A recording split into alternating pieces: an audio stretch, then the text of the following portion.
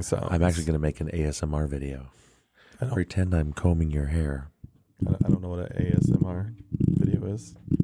That's fucking weird. What is that? What's a ASMR? I want to hear what that sounds like. Not like combing hair. That's better. Soothing. So ASMR is the feeling you get when you ever like watching something and you kind of go into a trance and then you get this weird tingly sensation in the back of your head, like when you're watching Bob Ross. No, That's literally never happened to you. not that I know. It's a common phenomenon. I always just referred to it as the tinglies, The tinglies. where you just like, oh, and it's like this euphoric sense of state of being. And then it's apparently called ASMR. That's a long acronym for something. We talked about it on Off Duty once. I'm off again. Yeah, you're not on. Well, why do you keep? I don't hear you. Oh, you keep muting yourself. Are you there? Why are you muting Mic yourself? check. Mic check. There we go. I don't know. But yeah, like so, like people make videos of it, and I've watched them, and like it's so relaxing. It's just like it'll usually be like a woman. And they have like stereo, like 3D microphones. Mm-hmm. So like two mics, one to go into each ear, and they'll be like, okay, I'm gonna comb your hair, and they'll take like a brush and be like, and they like whisper while they're talking to you, and they do this stuff. I guess I'm going to have to look into it. Yeah, and it's like maybe it doesn't happen to everybody, but for me, it's just like, Fucking weirdo. soaks you right in there. Hi, video people. Hey, video people, Hey, video people. how you guys doing? So that's it. That's it. That's it. That's it. Welcome back to our ASMR show. I'm Bob Ruff. Also joined by. Can we clear something up here? Yeah. Is it demeaning and or disrespectful to refer to someone as a co-host? I don't know. Why? I mean, no. Did that come up? No, but I always think about a lot of Bob and Weave. Like, if I'm the one that introduces, it'd be like I'm your host and my co-host, which I just mean like the other host. Yeah. But then sometimes I think co-host sounds like it's less than of a host. I don't know. Maybe. I never thought Yeah, about there's a little bit of that. I guess. Thoughts, theories, feelings? That's not a big deal. Yeah. No, just I don't know. I think about it. I think because we're gonna do Bob and Weave today. I think about it every time when it's my turn to introduce the show, and I'm like, I'm your host, Bob Ruff. That's my other host. Yeah, I guess I always think about it as like fellow. You know. fellow. Yeah, like to me, co-host just means we're both co-hosts. Yeah. All three of us today are co-hosts. Yeah, it's whoever introduces it would say their other host is a co-host. Mm-hmm. You know, if you introduce the show, you'll say, I'm Zach, and this is my co-host, Bob.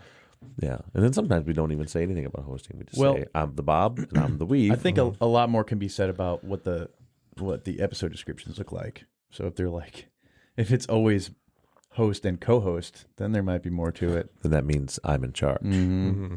It's a Bob show, and Zach's just along for the ride, like my sidekick. Yeah. It's all right. It happens. If you look this week, you could tell I was in charge because all the questions are directed at me. It's Zach because you introduced the episode. I know. This week it's politics, your favorite. I'm not. Fuck this. It's gonna be a good one. It's gonna be a good one. Yep. No, I'll talk about it. We're just getting into the just science don't of the like election, politics. how it works. Politics rule the world. Hope all of you video people have had a wonderful week.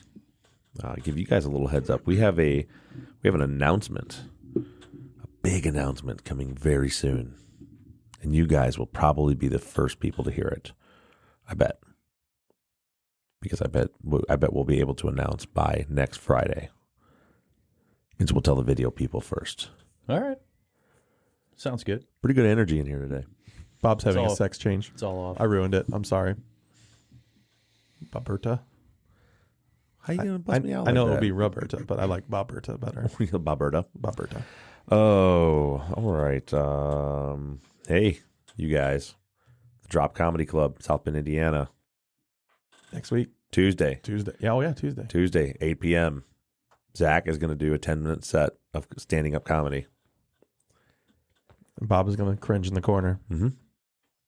That'll be all right. We were watching some of those on YouTube the other day, and there were some pretty We could totally do pretty better. amateur Yeah. people. Yeah. You know, I mean, The thing we were talking about, like people were doing, like when they get nervous, they start talking really fast. God, that one woman, I felt so bad for her. Her material was decent, but the room was just horrible. Yeah. She's just like hitting joke after punchline to nothing. Nothing. Like her sister's in the back room going, Yeah, I think that's going to be how it goes too. I mean, Well, at least we'll have a crowd of our own I think people. that's why we need a big crowd of our own people with us. Man, I can't believe you guys can't get a sitter so your wife can go. What I'm going to do is I'm going to write down my set, and then I'm going to write laugh here, and then I'm going to give it to everybody, like all of our friends. Right, so they know when to laugh. So they know when to laugh. This part's supposed to be funny. Mm-hmm. Laugh here. You could take up one of those signs that says applause or whatever. Yeah. Like, Just bam. Do a I'm gonna on the actual show. I'm gonna tell people and tell them that this is our. You guys have always wanted a local meet and greet. Well, we're doing a local meet and greet Jesus Christ. Well, Tuesday at the Drop Count. You know, Blanchett will be there maybe he might have to work. at night. I mean, the next morning. that is. I think you don't realize that this is not like It's 8:00. The drawback It is that starts at it's- 8:00. Yeah, that doesn't mean we're going to go on at 8:05. Mhm. Right. That's the one drawback for me. It's like it's 2 hours of driving and Mm-hmm. 8:00. I'll be home at midnight. Like, Nah, damn. you're gonna be fine. Nah, it's kind of a bummer. We'll start. We'll start at 9:30 on Wednesday. Right. We don't do shit until then anyway. We'll just sleep in. There you go. Yeah, everything's gonna be fine. You're gonna be there cheering me on. Laugh harder at my shit than Zach's shit. Don't do Right. it. Don't do it. Like if you laugh better at Zach's stuff than mine, you're fired. Just so you know. You're Well, mine will be funnier, so that's all that matters. all right. It probably won't be. It's all right. Yeah. Let's get started, I guess. Sounds good to me, man. We'll give you your silence here.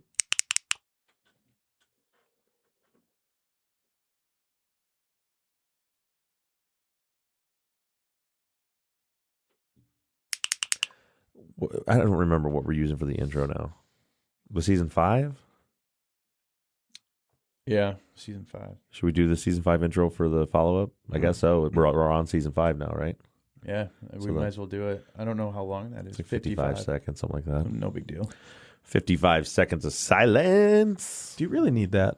What? Do you really need him saying 55 seconds of silence?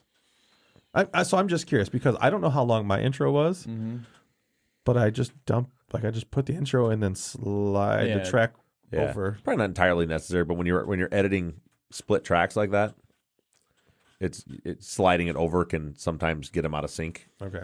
There's a million ways to do it. Okay. Yeah, and he Yeah, knows. I guess I just thought of it because I was like with mine, I just had the intro and just slid it the talking to the Yeah. end of the intro or where I needed it. Yeah, especially if you have it all on one track, and he probably remembers it, but it just I feel like it reminds him, and it's just a thing we do. All right. Sorry, that was way off track. No, it's somebody else asked me that. Brent asked me that the other day, or Quentin did. Why we do that? Like I don't know. So we try to be very clear. So when he's listening, it's always explained. So like even when we do the main episodes and recording, I'll be like, all right, put 6 seconds of silence here, then drop in the Ollie ad, and then an ad marker, and then this. So he doesn't have to write stuff down and remember it when he's while he's editing. I'm explaining what's happening. I don't know. Maybe it makes him mad though. No, I mean it's fine. The way we do it's Fine. It's fine, Bob. Yeah, it's fine. It's fine. I need to know how far in we are. What is it? We coming up on 9 minutes? Yeah. Mm-hmm. Okay, so that means if we want 30, we need to get to 39. Right? Yeah. We need to get to 39. Start it here. 55 seconds of silence. Hello, everybody, and welcome back to Truth and Justice. This is your Friday follow-up episode for Season 5. Yep, we went all the way back to Season 5, Episode 34. In this week's episode, we are kind of in our interim between Season 7 and 8.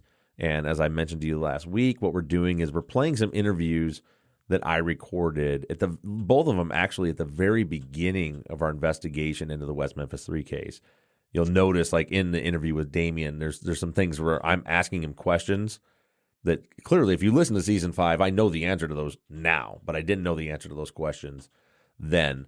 I thought it was a really cool interview. Damien seemed to have got a lot of response on social media.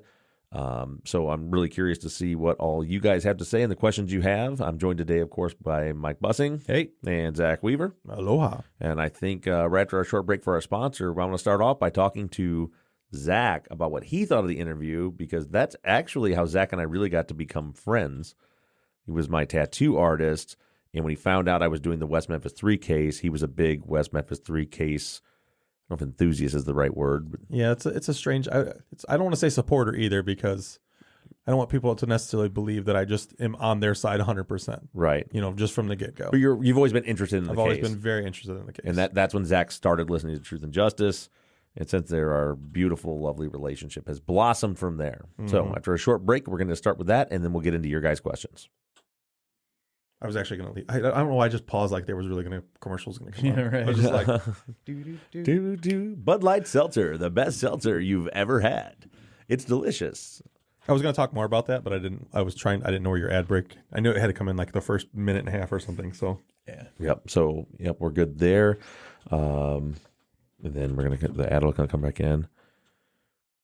All right. So first thing, actually, before that thing, I think this is a good place to announce kind of a weird, very weird actually. But people have been asking us we do fan meetups whenever we travel, but we've never actually done a fan meetup here locally. And we're still not going to. But we sort of are. So, and this is really a weird thing for Truth and Justice, but thought I would announce this in case any of you guys want to come out and meet the crew. Zach and I just recently both discovered that we both have kind of a bucket list that we've always wanted to try out doing stand-up comedy, which is a strange thing to talk about on our murder podcast. it is a little strange. Right. But it's, I was just thinking, this literally came to me as we're sitting here recording that it might be a good opportunity for anybody who wants to see us bomb and do terribly. It's something we've never done before. And also have an opportunity to meet us, any of you that are here local in the, if you're near South Bend, Indiana, that's where we're going to be next Tuesday night. You can come check it out. So we are going to be, what's it called? The Drop. The Drop Comedy Club. The Drop Comedy Club next Tuesday, March 10th at 8 p.m. The show starts. It's an open mic night, and they were gracious enough to give both myself and Zach a slot to check one off our bucket list, which for me is to eat shit at a comedy club in front of lots of people. I'm hoping I don't do that, but there's a distinct possibility that's going to happen. I'm counting on myself doing it. Yeah. But it's just funny because we, I had mentioned to my son that it's just one of my buckets. I've just wanted to try it one time, just see if I can do it. Don't care after that. Don't care if I ever do it again.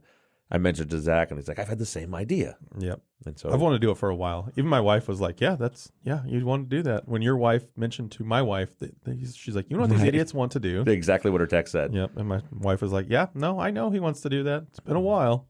Yep. And so we are going to give it a shot. So if you want to come, again, it's a weird thing that it's a comedy show for us, but we'll be there having drinks at the Drop Comedy Club Tuesday night, March 10th at 8 p.m. in South Bend, Indiana. And I'm sure Mike will be there supporting us, Right on, man. laughing at our jokes no matter what. No, I'm going to be completely stone cold faced. He's gonna heckle us. Throw tomatoes and lettuce at Absolutely heckle us. us. No, your job depends on it. Laugh at every joke. Get off the stage. All right. So that being said, there's your meet and greet. Locals is going to be at the Drop Comedy Club. Now, Zach, we haven't talked about this at all, but you being very, very interested in the West Memphis 3 case, you've never got to hear that interview before. Thoughts, questions? First thing that stands out, I'm very happy to hear this. I've followed this case for about 15 years now, if I think about it. Mm-hmm. About 15 years. And like you said in the intro, that's kind of how we became friends, was over this case. Right. So it was really nice to hear from Damien. And there's some things in the interview that's nice to hear because you don't hear about that. He hasn't done a lot of post-release interviews, at least Right. that I know of. I mean, there are out there, don't get me wrong, but there's not a lot of them. Yeah. And to hear this one a little more in depth is nice to know. Well, in that regard, Damien doesn't like talking about this. And, Well, why would you? yeah. Well, the thing is, I can say, why would you? But Damon's actually the one that pointed it out to me. When you really look at the 3 convicted, Damien, Jason, and Jesse, they all have completely different reactions to what's happened to them. Damien just wants to move on with his life. He definitely had the worst of it. He was on death row. He thought he was going to be murdered, and he was put in solitary confinement for 10 years before he was released. And he wants to move on. He doesn't want to talk about it. He doesn't want to deal with it. He's trying to just have whatever life he has left. He wants to live it. Jason is more, and you're going to hear from him on Sunday and next Sunday, Jason is more. I think Damien said it to me once. It's like Jason is still in prison. Okay. He's so angry, and he's so determined to clear his name and to find the people that actually killed those 3 little boys. That Jason has never shied away from any conversation, any interview. Yeah.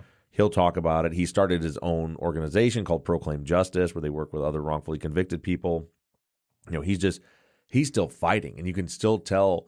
He usually seems like the sweet, kind of more subdued one. But in the interview you're going to hear over the next 2 weeks, I was shocked when I interviewed him, the passion that he really has when he really starts talking about what happened to him, and his emotions come out, and you see it, and it's a fiery interview. But and then Jesse, so it's like Damien doesn't want to talk about it; he wants to move on. Jason can't seem to move on until he corrects this wrong. Yeah. Jesse, it's like it never happened. Yeah. Well, and I feel like there are 2 main routes that you go through if you go through this, and maybe I'm completely wrong here, but you have the route that Jason has taken, where he's really trying to fight, and then you have the route that Damien and Jesse kind of took. Now, Damien has been a little more vocal than Jesse has. Clearly, Jesse doesn't want to talk about it at all. He just wants it to go away. And I think Damien would probably fall into that category too, if this case didn't have the fame or infamy that it does. Right. Obviously coming out, he's been the figurehead of this whole thing. Right. So then he got aligned with Johnny Depp. He got, you know what I mean? Like these things happen. Not that he's using that. I don't believe he wants to use that at all. But No, that's he doesn't. just what has happened, and he has no choice but to be there. Right. But I think he'd be down that route too, where he just wants to disappear and live his life. Yeah. And the problem is, the public support is the only thing keeping any hope of, public interest of keeping any hope of having their names cleared alive. But he is different than Jesse, because Jesse is legitimately like it never happened. Yeah. I've met Jesse a couple of times. I've been to his house, and he literally got out of prison. Stop that. He literally got out of prison, moved right back into the same trailer with his dad that he was living in prior to his arrest. Okay. Went like nothing ever happened, and went right back into the same, doing odd jobs, fixing cars, whatever he's got to do to make ends meet. It's like it never happened for him. I think some of that has to do with some of maybe his mental capacity, and then also I think they were all stunted, because it's happened to him at such a young age. So yeah, it's like the 3 of them are all very different, and like you said, Jesse doesn't want to talk about it. And a lot of that is, you keep in mind with Jesse Miskelly, when he tried to talk about it, when he tried to help, the last time he talked, it landed him in prison for 18 years. Yeah. And 2 other people, when I think he knows, or at least people that are close to him have made clear to him, especially his lawyers, I know for sure have, that he's too easily manipulated to do interviews and things like that, because people can just suggest stuff, and then all of a sudden he'll be on the record saying things that aren't true, like he did before. And Damien mentions that even in his own testimony in the interview you had, where he talks about saying, they'll ask him something, and before you know it, it's worded as if he said it. Right. And it's pretty obvious. I got into that during season 5. Some of the things that are attributed to Damien saying, it's like when you only have police notes and not transcripts, where it's like, well, Damien says that whoever killed them probably did it because they couldn't hear their screams there, or something like that. Yeah. It's like, surely you can't think that he was sitting there, even if you think he's guilty, and was like, you know what? I think they probably did it because they couldn't. It's questions like, well, why do you think they did that? And we know what their interview tactics were like, because we do have recordings of other interviews. Why do you think they did that? You think it could have been because they didn't hear screams? Sure. Yeah, could be. And then they write down, Damien says it's because, they couldn't hear the screams or whatever. Yeah. But yeah, so him not doing a lot of post-conviction interviews, right when he first got out, he did a ton of them. And then he really shied back. And it was a long process for me to convince him to do the interview. And it kind of started with, I tried messaging him on Twitter. I tried sending emails through his website. Nothing. I ended up going to he has a Patreon page, kind of how he makes his living now. He does art, and makes like daily videos and posts and stuff and blogs, and people contribute to his Patreon. That's kind of how he's making his living.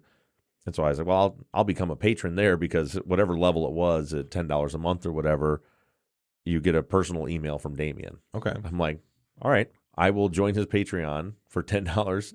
So I get a message from him, an email from him, so I can at least tell him what we're doing. Okay. And so he did that. And then I sent him the email. He wrote back and he appreciated it. He says, I don't like talking about it. I don't like doing interviews. And I think at that point, then he gave me his wife's number, and he's like, if there's something you need to help with your investigation, get a hold of Lori. She's got everything. We're happy to help, but I just don't want to be a part of it. Okay. And so as I start doing research, I think you heard me say it's been a couple months I've been researching the case. We made a few trips to West Memphis, started researching things, started reaching out to Lori, asking about certain testing and documents and things like that. And I think she figured out along that process that, okay, we're genuinely here to truly investigate this case. We're not trying, because I think Damien gets exploited a lot. Oh, absolutely. People are just like, for clicks, they're putting Damien. And that's why, I don't know if you noticed, for those of you that listen to season 5, but I never said their names. Yeah. For months. I wanted the focus to be on the forgotten West Memphis 3, on the victims, and on the actual crime itself. And I didn't want to be, hey, here's an interview with Damien Echols, so come listen to this. I held that back for 2 years. I held this interview back. But I think they figured out, okay, he's genuinely trying to Lori was listening to the podcast. Damien wasn't. And she saw, that, okay, we're doing a full investigation. And then I asked again, I was like, I would love to get Damien's thoughts on this. Now, at that point, we knew the TV show was coming. And I was like, can we do an interview? Will you let us film it? And for this. And finally they agreed, okay, that's fine. You can come out to New York in their little Harlem apartment and do the interview. And so immediately we packed up and went.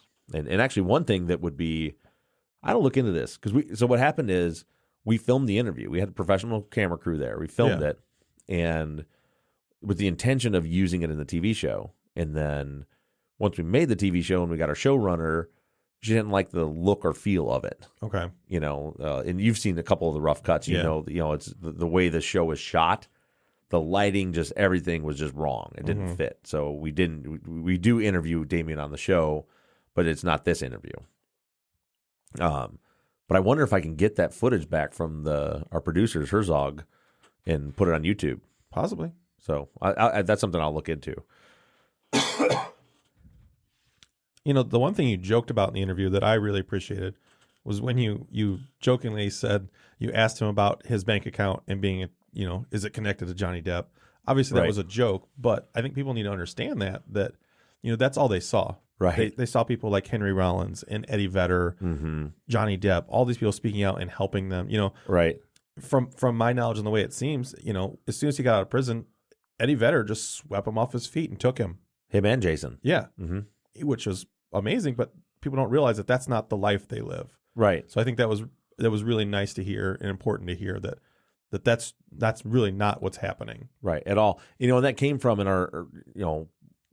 Damien was so shy. I mean, he hadn't done at that point, he hadn't done an interview in a long time. And, so we talked for a while. Actually, when I got to the apartment, he was back in the bedroom. So Lori answers the door and she's like, "Oh, Damien's still back there. He's sleeping. He's getting cleaned up." It was weird. So we walk in with just Lori, and it's almost like she was kind of feeling us out a little bit. He's super guarded. Okay. Or he could have just been sleeping. I don't know. I mean, but whatever it was. So we're out there. We're sitting there talking with Lori for a little bit, and then Damien comes out and he sits down. And we meet him and we just chat, for a little while. And that's when just in our conversations together is when he's like people. He's like, we struggle. He's like, how much this apartment cost in this tiny little apartment in Harlem? It's ridiculous. Yeah. He's like, I have to work my ass off every day. And some people are like, oh, it's not work because it's just Patreon and his art and he's living off his fame. He's not. I mean, for us as content creators, I'll tell you, it's so much work to every single week to put together new content and edit it and get it out there. for you all to consume. Damien does it daily. Yeah. Every single day he's grinding. He was tattooing for a little bit too, which is something that I know just because I'm in that industry. Oh, I didn't know that. Yeah, he did tattoo. God damn it. He did tattoo for a Let little me say bit. I didn't know that again. Oh, I didn't know that. He was tattooing for a little bit. Now, he will even go and say that he's not a tattooer. Uh-huh. He will say that from the get-go. He's like, I'm not a tattooer. Uh-huh. But he, I believe the guy's name is Kevin Wilson. He owns, it's Kevin something. I want to say Kevin Wilson owns Sacred Tattoo in New York. Okay. And asked him to tattoo him. Really? Asked Damien to tattoo him. And then it kind of spread, and then he was tattooing the symbols that he does, the magic symbols. Uh-huh. He was tattooing those on people for a while. But again, he said right off the bat, he's like, I'm not a tattooer.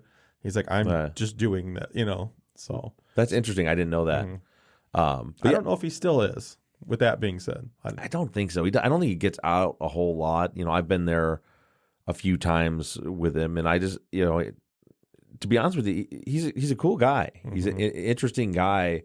And I could count myself lucky to have met him and Lori along the way. For me, kind of expanding my horizon from my little Midwestern Christian roots here in Michigan to meet people from all different walks of life. Damien's a super. I've never ever, other than the interview, I've never talked to Damien about his case. Okay. If we chat, like we talked about books I'm reading or whatever. I was there one time and.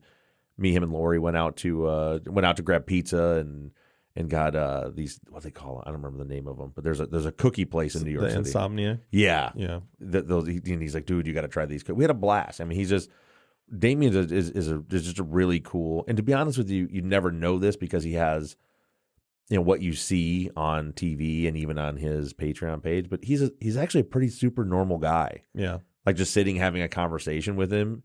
Like he doesn't, in our conversations, there's two things we've never really talked about. His magic, his ceremonial magic that he does, or the case. Okay. We talk about things like football and TV and movies and just normal stuff. He's just a normal guy. He really is.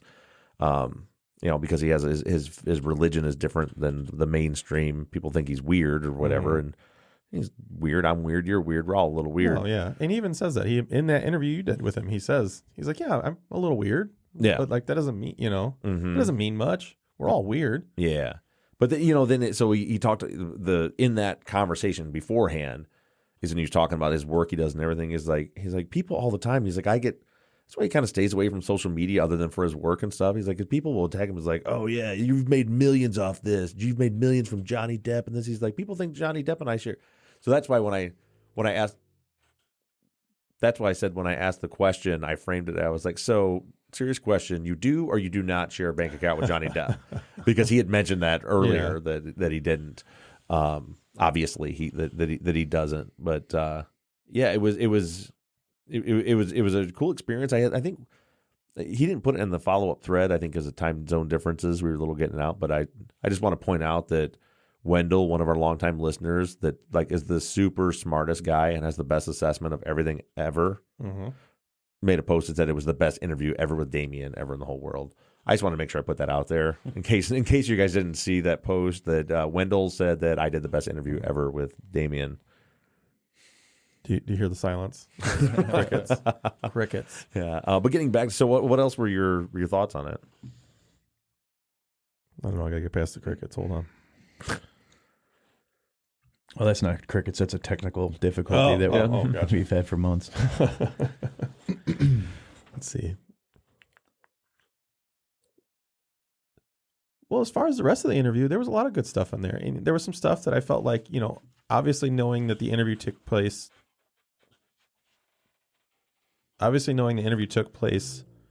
Fucking dog.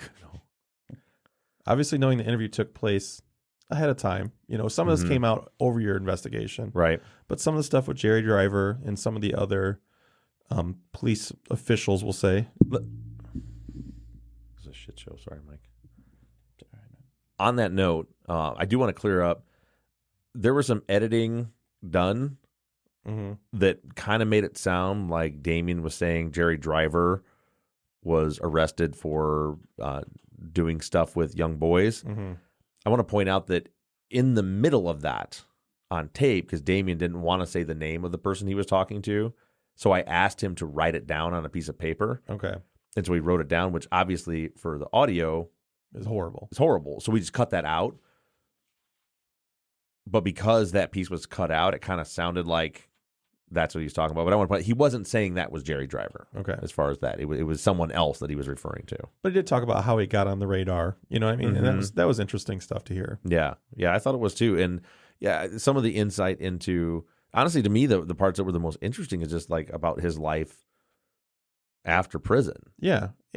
And, you know, I have weird thoughts on that. Like, I get that he wants to be out, but like, why move to New York? You know, you've been in solitary confinement for 10 years. Mm-hmm. And I know he traveled around a little bit, but New York, you go to like the busiest city possible. Is it really interesting? And I don't remember.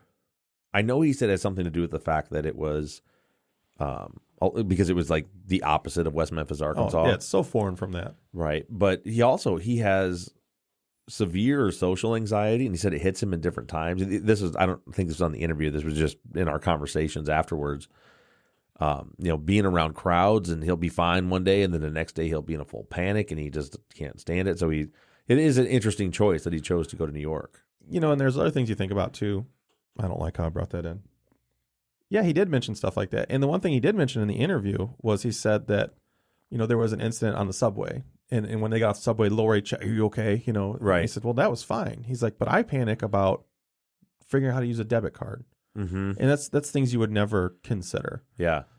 Yeah. And he's told me a lot of things like that where, you know, and it all comes down to, which we talked about in the same thing that Ed Yates told me when he got out. You know, it's like you don't get to, it's funny because I referenced Ed in that interview, but that interview was before Ed got out. Yeah. But way to be a jerk with the Coke. I know. I think I've told that story for people who would listen to season. That's the first time I've ever heard that story. Yeah, season 2. It was the worst. So, and we're kind of jumping all over the place. But yeah, so the first time I visited him, we had a 4-hour visit, and there's glass between us.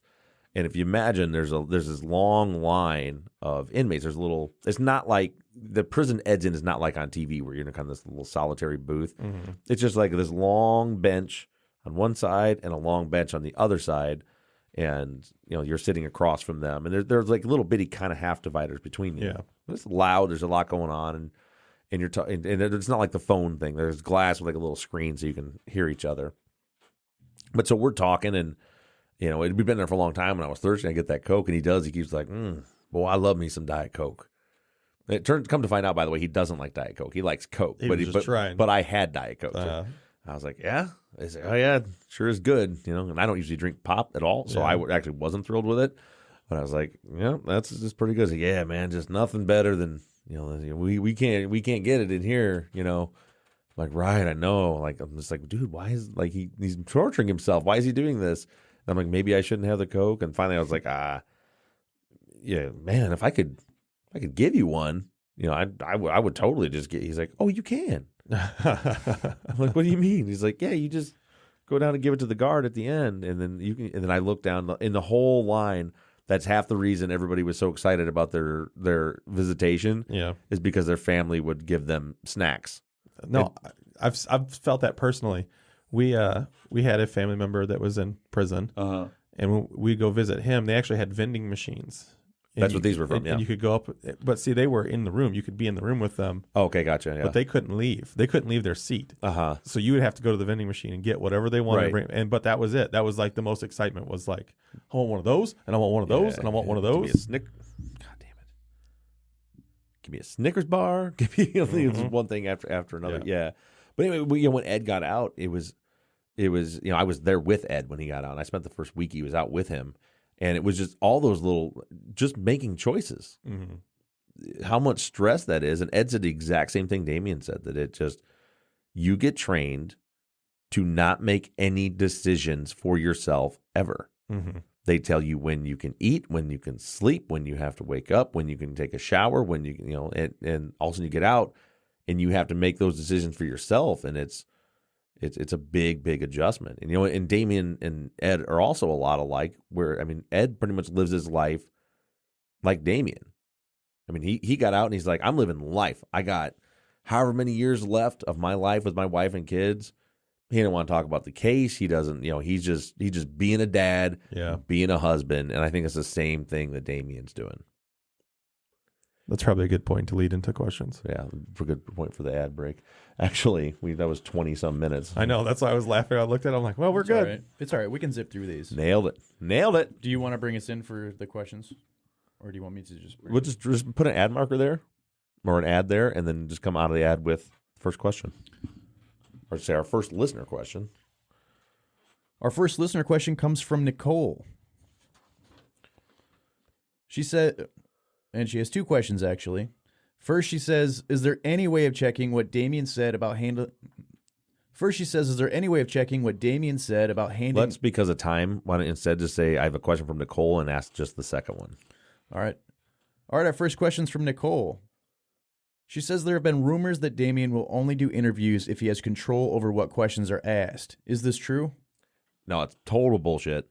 Well, I guess I can't speak for other people, but I've been on other people's podcasts and stuff talking about the people that are, in the camp that believe the West Memphis Three are guilty.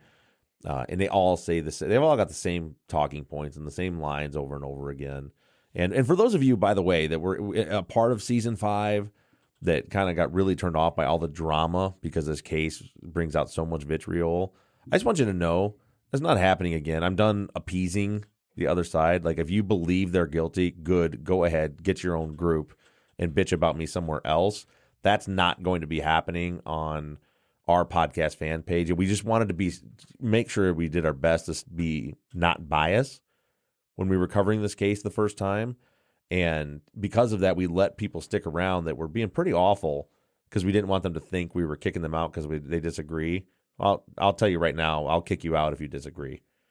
And I say that half jokingly. Obviously, we're perfectly fine having people in the group talking about from a different viewpoint and having a different opinion on the case. Absolutely. But I'm not going to listen to, we're not going to put up with insults. We're not going to put up with ugliness on the page. And I'm also not going to tolerate the constant reciting of the same talking points over and over again. Those points have been made, and I disagree. I'm 100% convinced the West Memphis Three are innocent. If you don't like that, great. Don't like that, go complain somewhere else about it. And this is one of those talking points. Everybody says, well, Damien only does interviews if he controls the questions. I explained a little bit a minute ago how this interview happened. It was me telling him, I'd like to do an interview, him declining. Lori starts listening, hearing what we're doing on the podcast itself. Sees we're actually doing real work to investigate. Damien agrees to the interview. When we sat down prior to recording, like we're sitting there, I've got a cameraman. It's a tiny apartment. My wife was with me. So there's Damien, Lori, my wife, Becky. I have my own sound equipment, and then there's a sound guy with the cameraman and a cameraman, all in this tiny little apartment. And we're sitting there, and I'm like, all right, so we got a limited amount of time that we can do. It's like, is there anything? And I asked Damien, is there anything you want to talk about or anything you don't want to talk about? And his response to me was, whatever you want to do. He said, I only want to do this once, so just ask me anything you want to talk about. Nothing is off limits. Absolutely.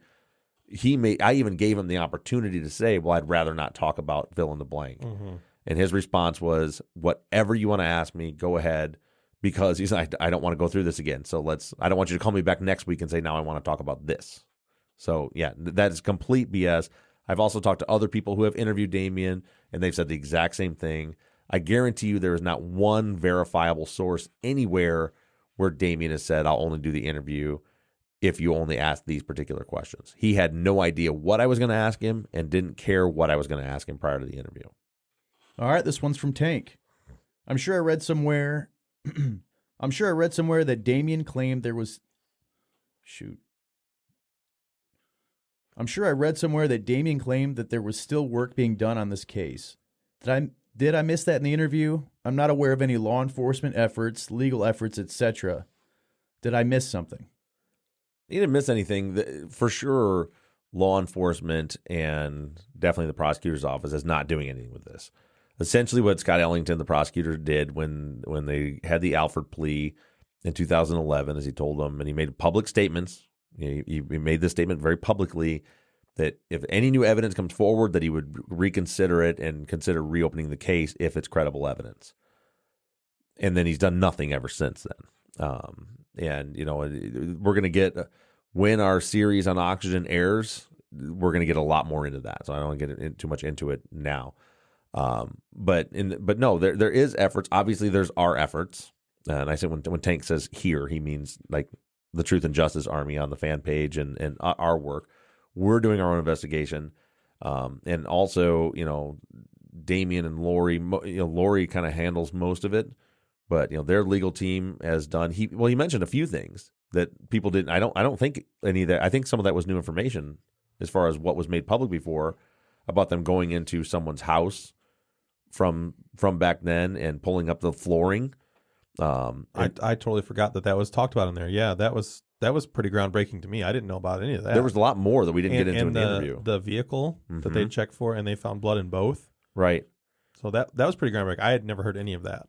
Yeah, well, and just, you know, the efforts that they're going to, you know, in that. So for people who know the case, they know who we're talking about. For those of you who don't, I'm not going to get into it right now.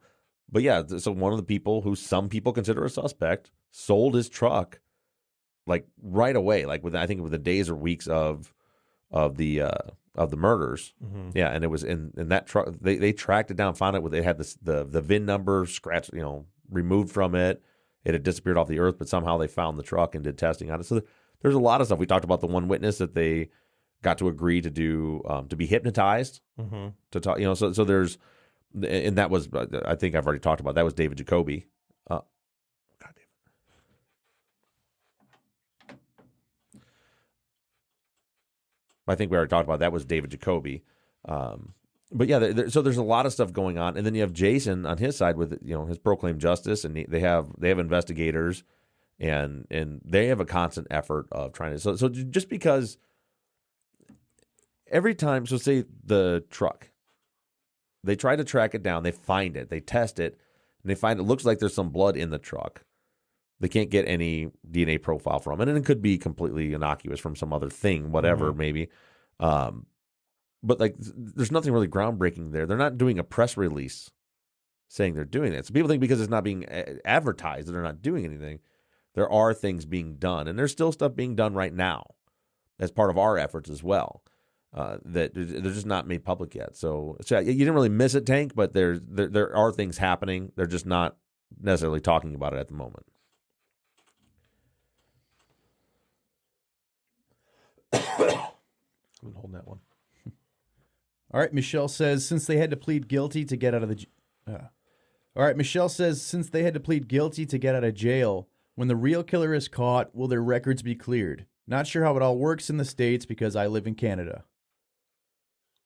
Yeah, so it's a complicated process. The three were let out of prison on what's called an Alford plea. For those of you that aren't aware, or a quick refresher. Essentially, there was enough evidence that the state acknowledged that most likely their conviction was going to be overturned in court, and most likely if they tried them again, they probably wouldn't win. But there, of course, was still risk there on both sides, because at the same time, the defense was like, yeah, our conviction is probably going to be overturned, but also, you know, there's a risk that maybe it won't be, and if it does, we go back to trial, we could end up losing again. So the defense proposes that to the prosecution, what about an Alford plea? And the state agrees to it, and then the state's actually the one that drafts it. They're the only ones that can actually put this agreement forward. But essentially it says, all right, we'll tell you what. If you plead guilty to the charges, we'll sentence you to time served. And so that, you know, the net result of that is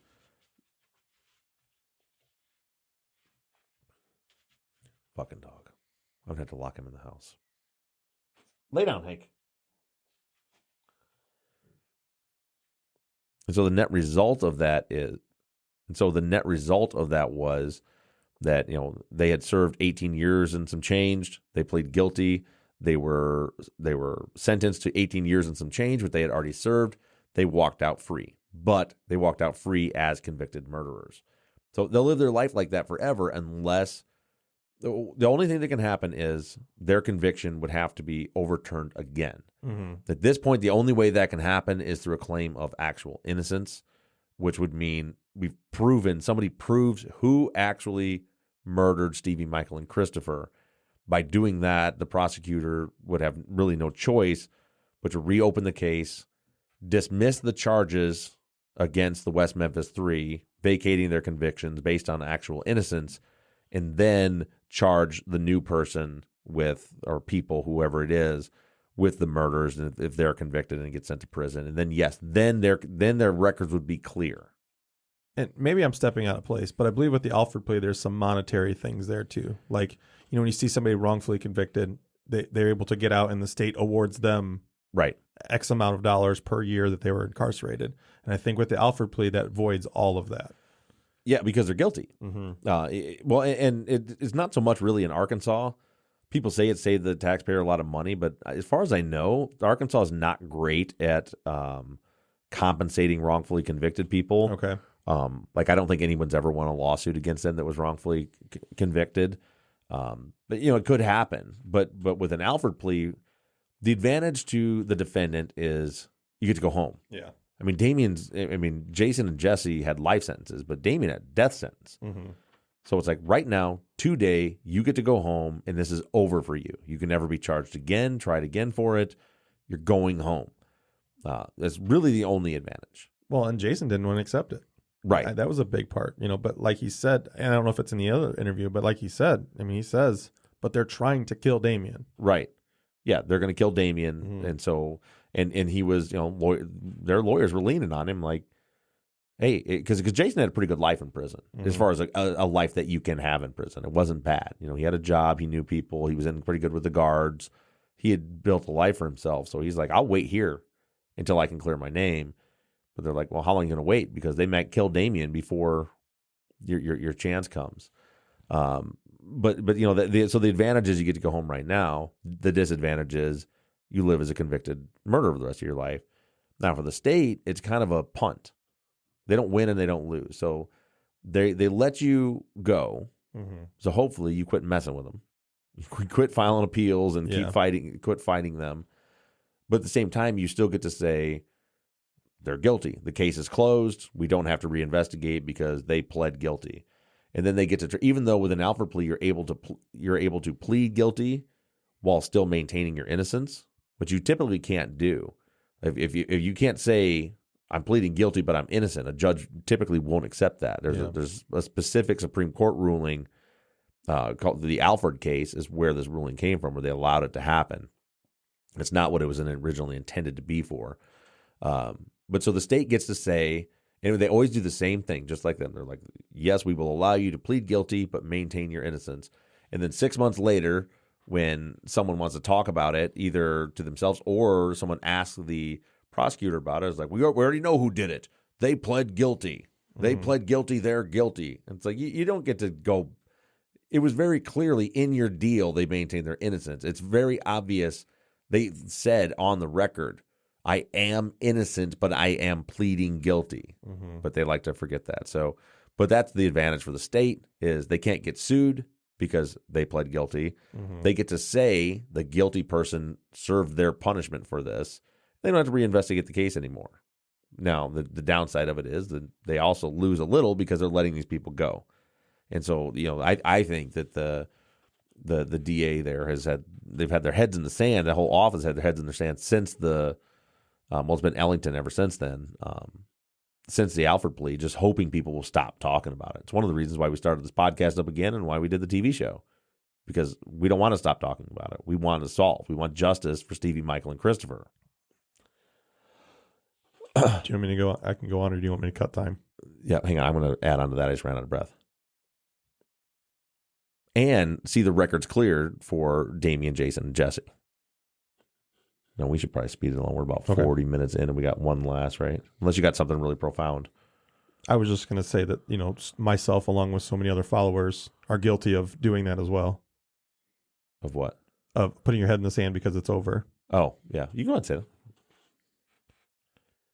So like you said about Ellington, myself included, and so many other followers of the West Memphis Three, we kind of did the same thing. I'm very guilty of that.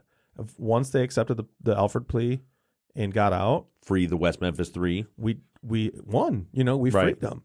So we kind of gave up. There was a lot of us that did that. You know, I'm mildly ashamed to say that. Actually, I'm really ashamed to say that, but it's the truth. So I'm happy to see that you're picking this back up. Yeah. Well, it's the same thing with that AIDS case. You know, I want, there's stuff being done in that case that drive me crazy that's dragging, but same thing. Like, we were fighting to free Ed Yates, the hashtag free Ed Yates, free Ed Yates. We freed Ed Yates, but Ed Yates is still a convicted murderer, and Elnora Griffin's killer has still not been caught. And a lot of us have, you know, a lot of people have really settled back on that, partially because we're not talking about it because we can't right now. But that's another one. Like, I won't let that go. I'm not done. I will not rest until Ed Yates is exonerated, and I will not rest until Elnora Griffin's killer is caught. It's the same thing with this, but it's just, man, you go, 11 years later, and all, or was it 9 years now? Coming up on 9 years they've been out, and it kind of fades away. But we're trying to keep it in the spotlight. All right, this one's from Jerry. I'm confused. Damien said they have not been. Wait. Skip it. Okay, so we're just gonna go to the David thing. Yep. No, let's just end it with what was that strong enough of an end? Yeah, I think so. Nice little, powerful little end there. Not going to rest until end it with that. All right. Hey, that's it. That's it, guys. We love you, video people. Thanks for watching, guys. That's how the pancakes are made. Right. And the sausage. Oh, and that was a nice accent, Bob.